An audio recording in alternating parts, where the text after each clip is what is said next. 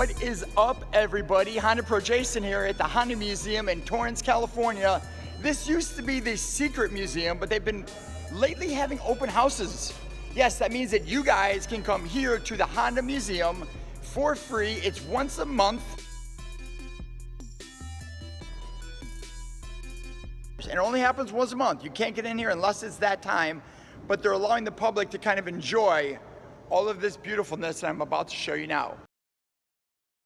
As you walk into the building, the outside is completely unmarked. Does not say Honda, does not say museum, doesn't say anything. Windows are tinted. Here's the beautiful little waiting room. I have some very special guests with us. Can you guys introduce yourselves real quick? Hello, Lionel Lucas. I'm just a guy who wrote this. Just the guy who wrote that. And the photographer of the Michael, book. I'm the photographer of this book. And Dave? Hi, Dave Heath. I'm just a retired curator of the museum. Oh. And me, HondaPro Jason. I'm just HondaPro Jason. So without further ado, guys, let's flip this camera around. Might want to start with this. I'd love to. You know, this is very meaningful to Honda. It's part of our philosophy, really. Mr. Honda wrote this close to when he passed, but he wrote this kanji, and it says dream. Dream. Yes, and he told all employees to dream. So you have to ask, oh, Mr. Honda, what do you want me to do? Go to work and sleep and dream? What? I can't do that, you know. So, but he meant dream and do things differently and add new value to everything you do, whatever you do. Okay. So with that, we like to take that as a theme for the American Honda Museum, very humble museum. Our main museum is in Tochigi, Japan, worldwide. But this Honda Museum is dedicated to chronicle the milestone cars that have led to American Honda's success in the U.S. So they added new value from Mr. Honda's inspiration and philosophy to dream. Okay. But what you guys want to see is what's beyond this door. Dun, dun, dun. They started the Honda S600, not available in the U.S., and a lot of these vehicles were actually purchased from individuals. This came from someone in the service. But it was such a cute car, and such a great car, and we had an opportunity to buy it. So I bought it from a gentleman in Torrance, not more than 6 blocks away. This car was here in the US. Yeah. Its story was, it was exported to Europe, like Switzerland. Okay. And a GI drove the car through the Alps in Switzerland while he was on duty. Mm-hmm. And the GIs had a deal where they would, the U.S. government would ship a car back for them to the United States. So he drove it in Switzerland, and then it came back to San Francisco. It was sold to another guy, and then the guy that I bought it from bought it, and then we bought it. Runs like a top. Runs like a top. It's beautiful.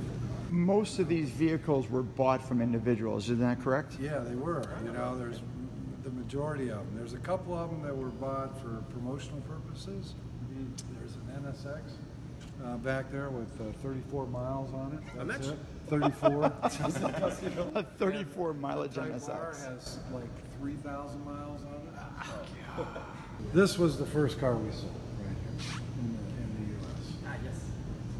Now that comes after motorcycles, right? We started with motorcycles in the U.S., and I'll tell you about that a little bit down here, but that one was popular, and it was popular in Hawaii, because the island was small, gas was expensive, 40 miles per gallon, but it was too small. A Cadillac, 3 times, you know. So it did okay, but not that great. This was the that made it changed it all here in the it US. changed everything in there. It was CVCC. This technology. Yeah, that technology, and water-cooled engine, a little bit bigger.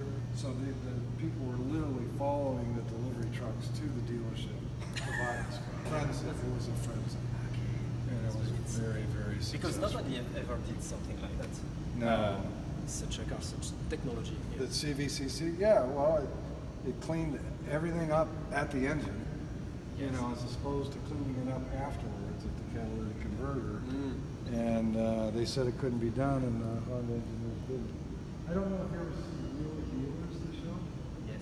Yeah, we bought this car from them. Ah, okay. They did a restoration on it, and they did like a show on 7 miles per gallon. They put a couple technologies on it to try and make it get better, and it didn't really get better. The explanation they did on CVCC was the best I'd ever seen. They did it with like a blowtorch, like an acetylene torch, and then mixed air into it and stuff like that. Could just show how it cleaned up the burn, and it was a great show. They were very kind to Honda, and the show played like 5 or 6 times, and I paid way too much for the car. And I'm not sure what he's showing us right now, but it's something I've never seen before. Yeah, I know you haven't seen it. So we bought this from Wheeler Dealers. They came over and we haggled for price and stuff like that, and we bought it. Like I said, I paid too much money for it. How much? Oh, no. And then I looked in the glove box and I found this. So the cover's ripped off, but the gentleman bought the car in 4,577 with 5 miles. Oh He my did God. Get everything in it. He did maintenance. He did a tune-up. And you actually have the records of all Maintenance. this. And it's Who does this? handwritten. Applied blue poly, new points, adjusted timing, blown head gasket. Sorry about that. No. Changed oil. Here is the Yeah. impossible. New coolant, front brake pads, changed oil, 1 new tire, rotated tires, new battery, new radiator and Who does hoses, this? new air This is- filter. This is amazing. 226,581 miles. It's almost Everything. new. Everything. Is that a Honda owner or what? That's pretty awesome. I had one of these. Had an SI. I love this car. It's so much fun to drive.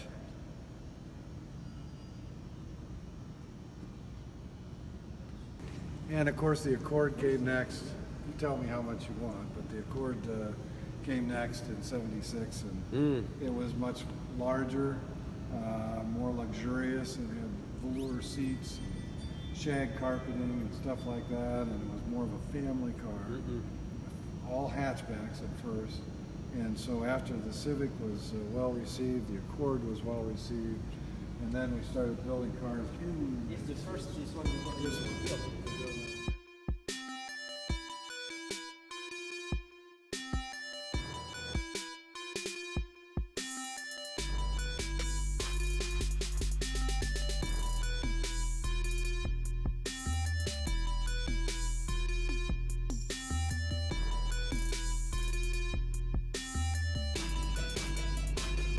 This one here, very close to the very first one my family ever owned.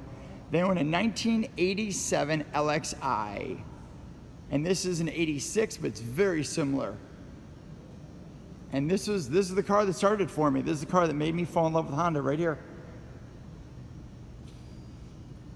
The Accord wagon. And this was my first car I ever purchased, new.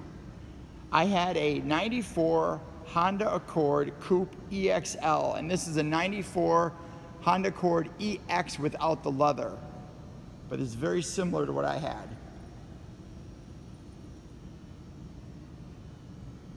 This is a new one. They didn't have the CR-V last time.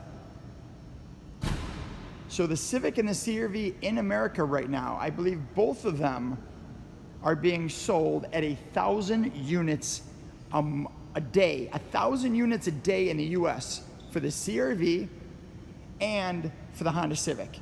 Is that incredible? Can you imagine? God, it's crazy. Beautiful. I have a beautiful S2000.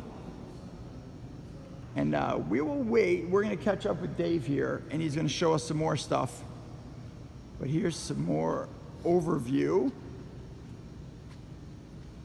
Couple preludes here.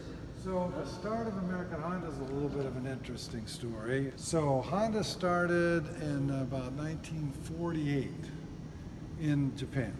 So then after about 10 years, or maybe about 8 years or so, Mr. Honda decided that we needed to sell vehicles or motorcycles in the U.S. In order to be successful in the world, we need to be successful in the U.S., he said. So he sent this young guy, Mr. Kawashima, 34 years old, to go to the U.S., figure out what to do. And so he ended up in California. He liked the weather.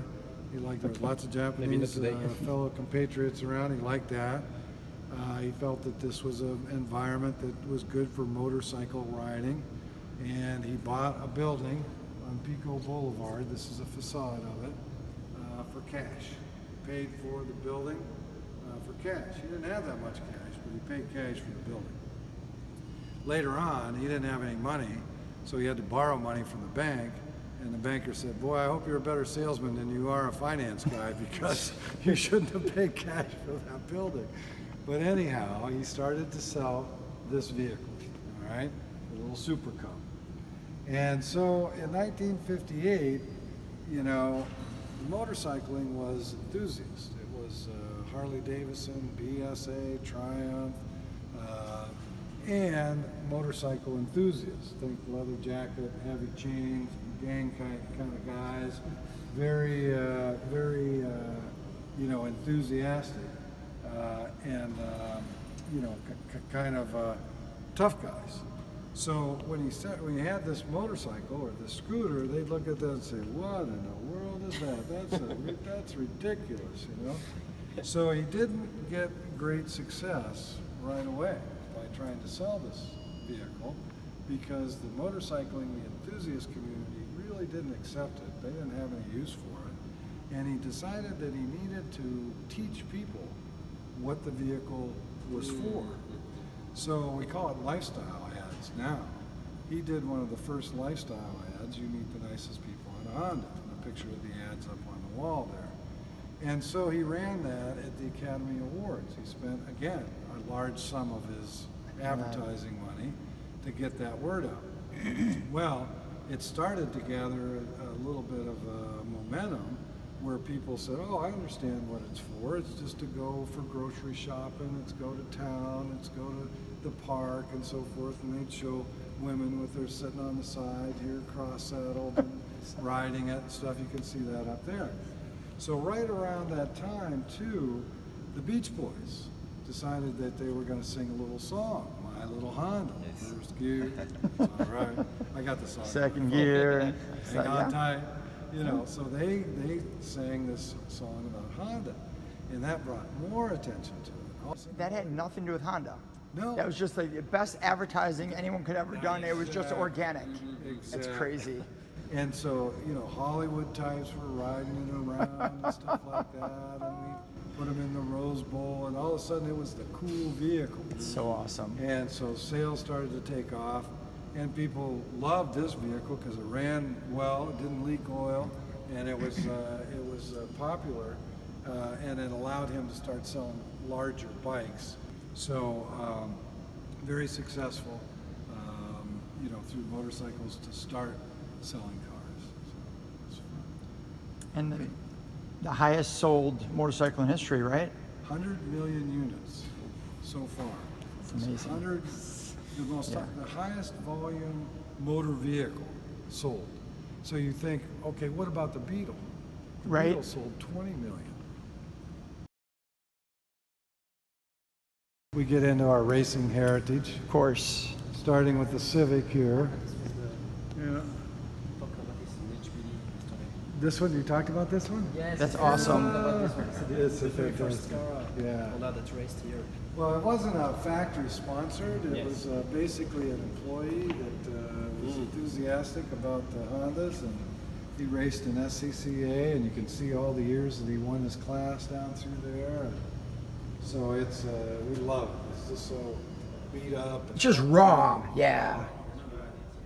Yeah. So it's the first race vehicle that Honda had. And then as Honda started to sponsor racing, we started going with the Acura cars, the N6, and the first sponsor by Acura racing. And then we moved from that into the open wheel cars for Indianapolis, kart. No Formula One, that would be in Japan. Of course, this is U.S. racing history. And we move on to the Acura prototypes. And one of my other favorite cars, because this one holds a record of 241 miles an hour at Fontana Speedway. It's out here outside of Los Angeles. Big oval like Indianapolis 500. Super Speedway. But faster. because the speeds at Indy are like 231. This one went 241. It was Jill DeFerrin. Yeah, 241.28.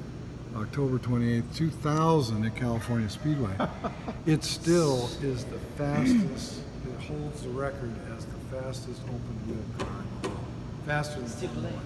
Faster It's than 16, it's 18 years ago. 240, well, they became too dangerous. Oh, so they had to slow Too down a much little bit. power. Makes Look at- sense. It's like a jet, and you got all Yeah. the downforce Yeah. and so forth, so they had reached the height of how fast they could go, and then they said, oh, that's a little too fast. 241, Jill DeFerrin, who is now the technical advisor to McLaren. Ah, yes, right. Yep.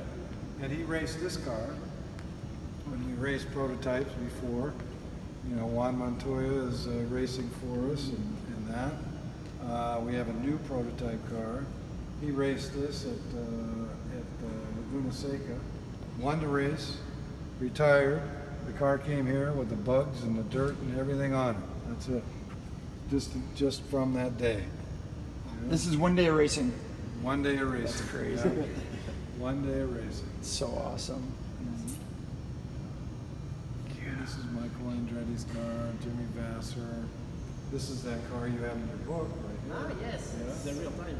Yeah, yeah, real time. Peter Cunningham. Peter Cunningham. Yeah. Yeah, great guy. He's It's a CRX. It's got every conceivable moving part on it. Performance and cosmetic. Aero, everything, huh? You got the Aero, wheels, the lips, nice. Yeah, it's all decked out.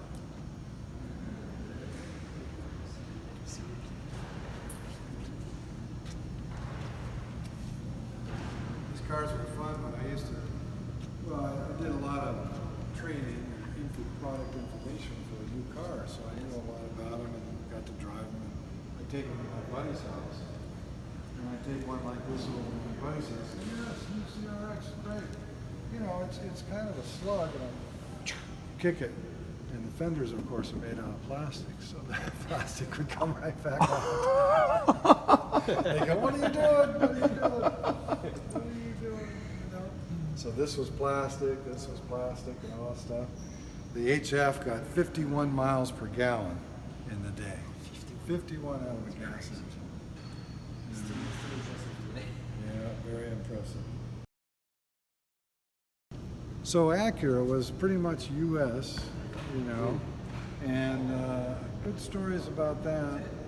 And the beauty of the museum is you can look across the way and say, okay, in 1986, that Accord over there, that beige Accord, was top of the line. That was the nicest Honda you could buy, all right? And it was about $18,000, all right? This car was coming out. Tom Elliott and Mr. Munakuni knew that, because they knew the cars were in the pipeline and were coming out, and they said, wow, what a fantastic car. It's unbelievable. V6, larger than anything we ever put together. Nice interior, little trip meter in there. Just a beautiful car to take on what they thought would be the Europeans, and it did take on the BMW and the Mercedes and the Saab and all that stuff. But they felt that, nothing wrong with Honda, but would people pay more than $20,000 for a Honda? They thought, sooner or later, Acura is going to be 40, 50, now the new NSX 157, all right? So they decided we needed to start a new channel. It was called Channel 2. And I started working for Channel 2 when it didn't have a name yet. It wasn't called Acura yet. And so they decided that we needed to set up a new dealer network, completely have a new identity for Acura, so that we can sell these performance and luxury cars. So March 27th, 1986, Acura launched with this car, this Integra 3-door, 5-door, very successful. Both cars were very successful. And by, let's see, 87, 88, and 89, Acura outsold as a mark Mercedes and BMW. Outsold them in the U.S. It's amazing. Now, this was before Infiniti and Lexus.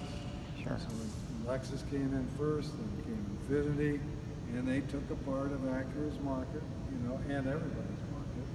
And quite honestly, the European manufacturers stepped up their game.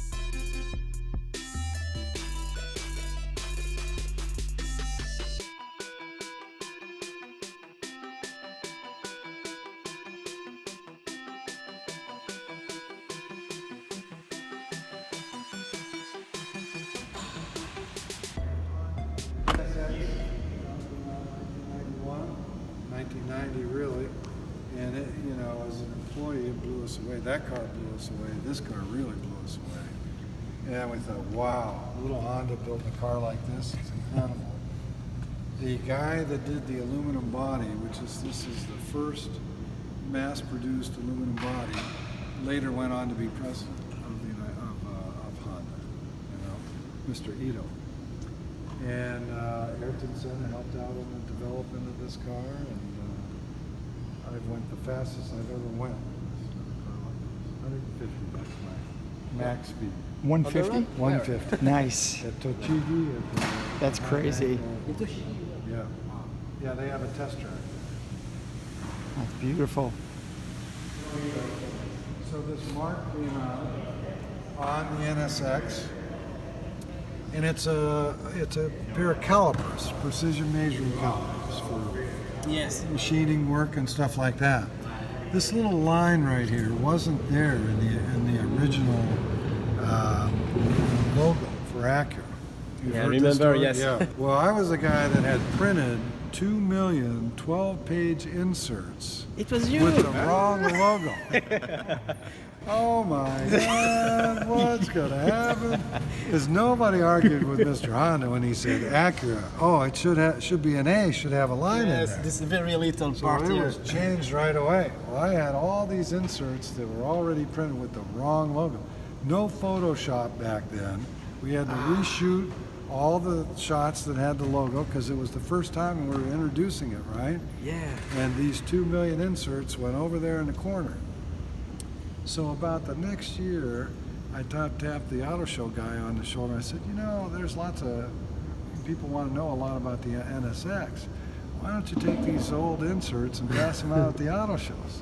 So he did, and so there's some inserts out there without the little line in it. With the original. With the original Ah, logo. Now, nice to know. can you tell us what happened to the vehicles that had the original logo on it? Well, they were all. There were some that were shipped with the logo on They were in it. the ports. Yeah, Yeah. they were in the ports. There was probably, you know, maybe 5 or 6 of them in the catalog cars. Yeah. Well, they popped this logo off and put the new one on. At the port, they had to pull all the logos off. Yeah, they put it on. Most Where of are the those early elements? cars were prototypes. In fact, I bought an NSX for the auto show circuit, the show, for $1 million. And then about 3 years later, after the bond was up, because it was imported from Japan, Sure. it had to be destroyed. Yeah. And I took that thing down. Well, the shipping company took it down, but I was down in San Pedro, watched this NSX go up this conveyor Oh belt. no. Tires, wheels, everything. We did it by the book, and it went up there and got shredded. Oh, The customs guy was standing right next to me, so we had to do it. That's It was crazy. The worst thing I ever did in my life. Beautiful car. great stuff. Crushed. Ah, no, no. For $1 million. Gone. Hot Wheels car.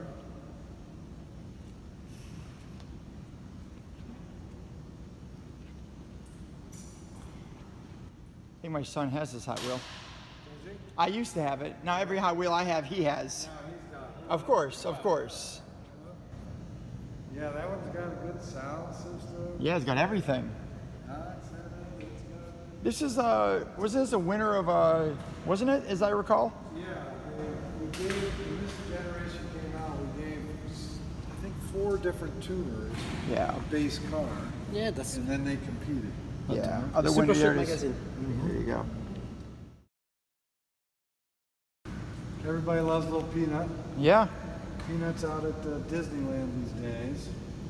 Disney, we sponsor the Autopia ride out there, sponsored by Honda, and they wanted to put some Honda stuff there and futuristic stuff. They love this little car, so they made 2 copies of it, and it's out at Disneyland.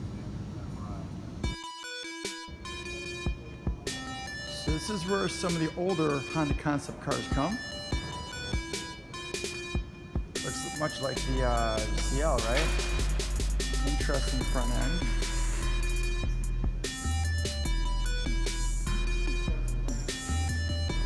And hey, look, it's the CLX.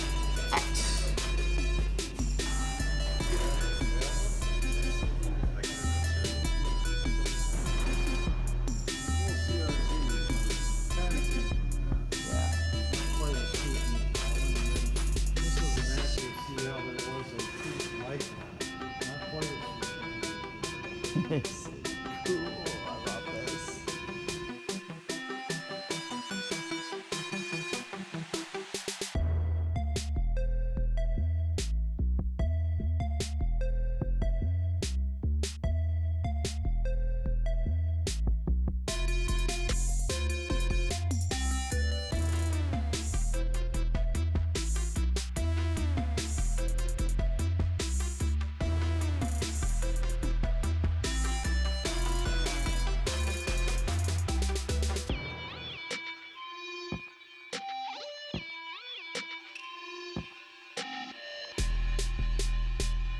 Integra, another Legend coupe.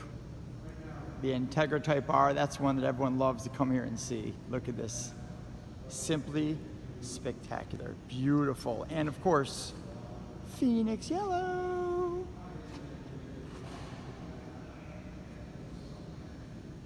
Thank you very much. Yes, yes, gonna take off now. I think the battery might be dead. Congratulations on your new car. Yes, quite nice, but How does it smell? It's old school. It smells like Too much miles. How much miles? No, it's too much kilometers for me. 3,900, No, too it's, many. But it's true because the steering wheel and the seats are completely different from those who In Europe? we had in Europe. Probably, yeah. This one was bought for promotion, for brochures and advertising and stuff, and then it wasn't wanted, so it didn't have to be destroyed. So this was never sold. Never sold. Okay. Never sold. Which explains why the mileage is so nice and low. Yep. Looks gorgeous.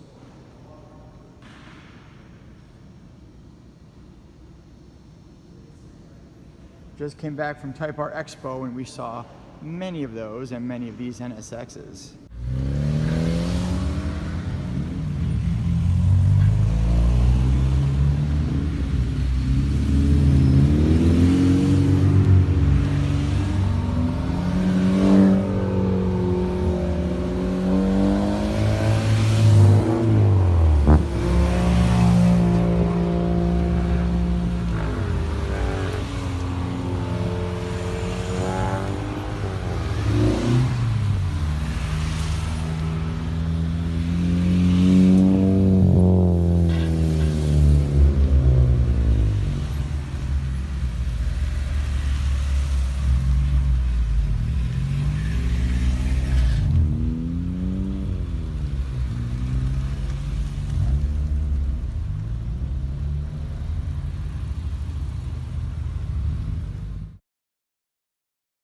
My last tour, the number one complaint from everybody was I didn't go upstairs and check out the motorcycles. So now we have David here, I'm going upstairs, and we will check out the bikes. This is that ad. Ah, the famous ad. Was that the one with Santa Claus? Ah, yes, that's the one in the bottom. There you go. The nicest people around. Yeah, see this lady sitting side saddle in there. Is that something? I It's want? neat. And the Hondells picked up that song. That really was good timing. Perfect, right? Good Yeah. Promotion, no doubt about Yeah. that. The product had to be sound, But it was a good promotion. And there's the Chevrolet truck that he bought to haul around the motorcycles. The 305 Scrambler. It's when they started to off-road, brought the pipes up instead of down, so they wouldn't catch fire, you know, in the grass and stuff like that. But then again, you had to put your leg over them too, so Yes. it was a little warm. But this is kind of like the start of off-road motorcycle, which Okay. Honda started in the United States. Yeah. Oh, no one really did off-road? No, there wasn't any off-road. You know, the ATVs were the first native product, and then these scramblers with the high exhaust were a larger motorcycle that could do off-road. But this is a great little bike. It's a great little bike. It's nice. And the Gold Wing, you know, this is what they made in Ohio before cars. Yeah, the Gold Wings don't look quite like this today, although they're all coming back to the naked bike. Yeah, it seems to be the trend, right? Seems to be yeah. the trend. Yeah. Yeah. Yeah, this is CBX, a turbo.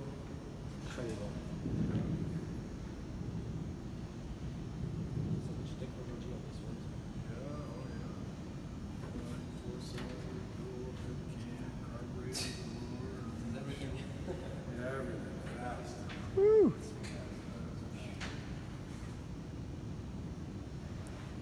Nice.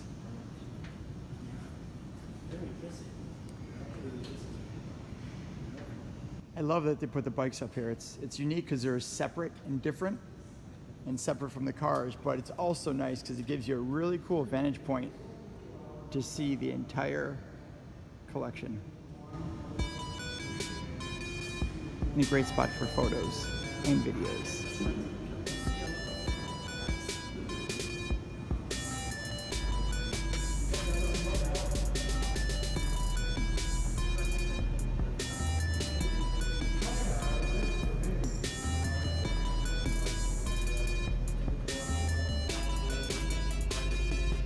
Thank you guys so much for watching this video. I want to thank everyone included in the video. Dave, thank you so much for walking us around. It was awesome. I really appreciate it. My pleasure. My pleasure. Lionel, thanks for coming all the way out from France. No, Very thank nice you. to Very see nice you. pleasure. Yeah. Thank you very much. Michael, you're back there somewhere? Yes. Thank you, sir, very much. Thank you. And as always, guys, this time from California, I'm the Honda Pro, and now you're in the know.